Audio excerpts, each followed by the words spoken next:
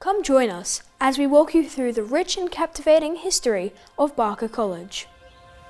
This is our school, with over 130 years of stories, memories and achievements nestled amongst the beautiful gum trees in Dara country.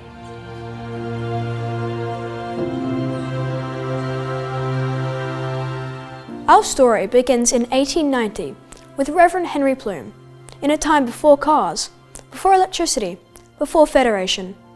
He tutored 5 local pupils at St. Stephen's Church in Currajong Heights. Among them was Evelyn Hill, one of the early female graduates from Sydney University. Inspired by his teaching success, he formally opened Barker College in 1891, naming it in honour of the 2nd Bishop of Sydney and his good friend, Frederick Barker. Of the 18 students enrolled in 1891, 4 were girls. After an outbreak of scarlet fever in Currajong, he purchased 6 acres of land at Hornsby Junction to be closer to the city. Reverend Plume, his wife, and 20 boarders moved here in 1896. When the Plumes left the school in 1905, they were presented with an illuminated address. It featured the school motto, Honour non honores, honour before reward. This would set the tone of our school culture for generations to come.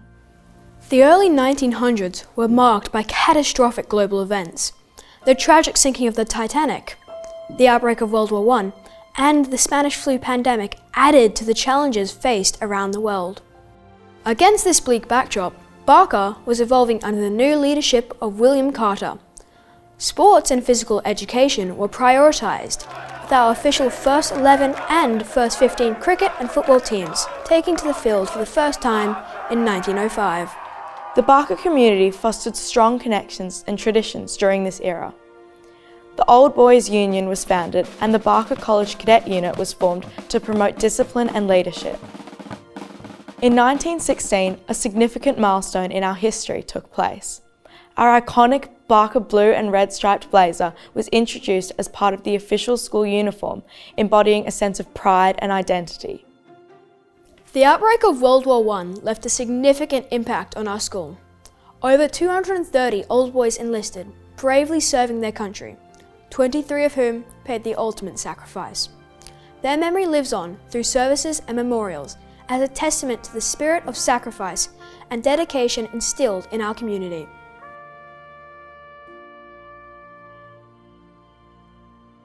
During this time, Carter looked to cement Barker's future as an Anglican school. In 1919, an agreement was signed with the Archbishop of Sydney, transferring ownership to the Anglican Church.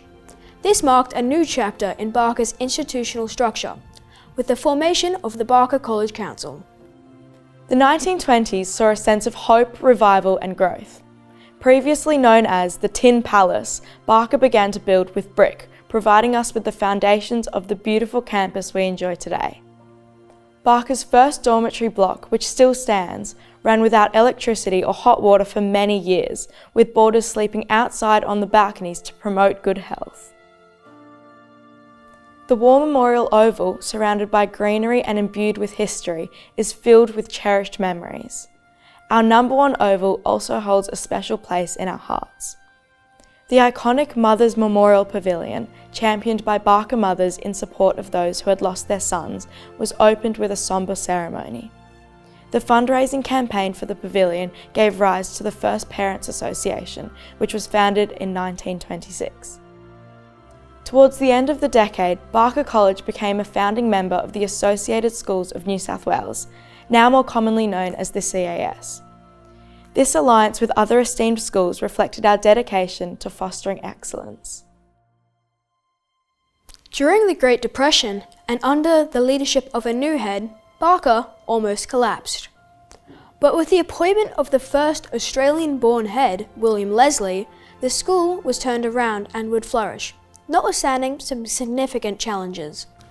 With the outbreak of World War II, over 800 old boys enlisted, 69 making the supreme sacrifice, including 3 of Leslie's head prefects.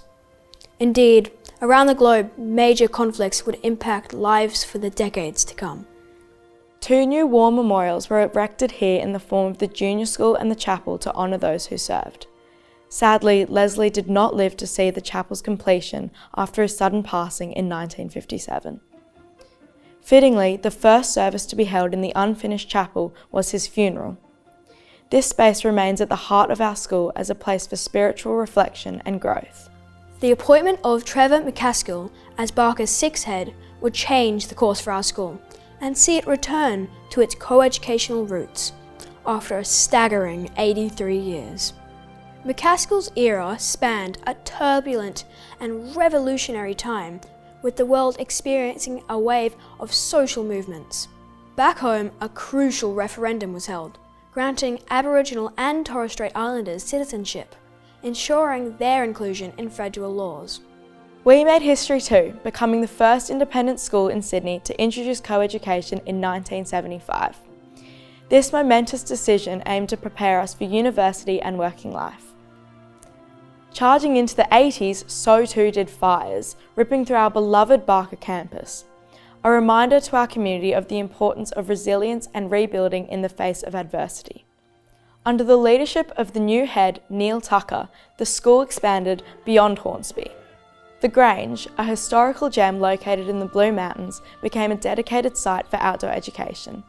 Indeed, our facilities were growing, and in 2011, Rod Kefford, our 8th head, opened a dedicated space as a prep school. In 2015, as the world came together to sign the Paris Agreement on climate change, our school was working hard to close the gap in educational resources for Indigenous communities. Under the leadership of our 9th head, Philip Heath, Barker opened its first Indigenous school, Darkinjung Barker.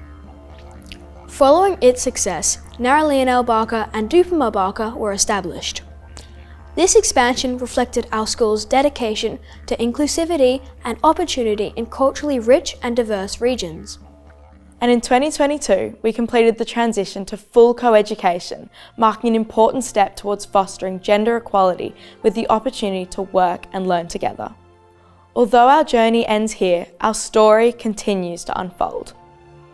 We are honoured to follow in the footsteps of our predecessors and embrace the responsibility to make every step today contribute to the legacy that future generations will cherish and build upon here at Barker College.